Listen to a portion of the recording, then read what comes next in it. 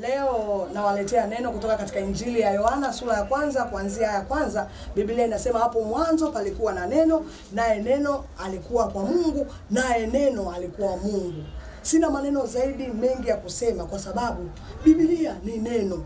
Biblia ni nguvu ya Mungu, lakini Biblia ni uwezo wa Mungu mwenyewe. Ukitaka kumjua Mungu, ukitaka kujua habari za Mungu, ukitaka kumfahamu Mungu, soma neno lake.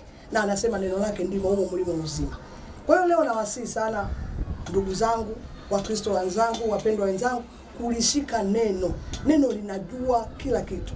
Hata pale kwa Waebrania alisema neno lina nguvu, lina uhai, linajua yote, linachunguza na zaidi ya upanga ukatao kuwili. Kwa hiyo shika neno, ishi katika neno, tenda katika neno, utaweza kukabiliana na dunia hii. Mungu awabariki sana.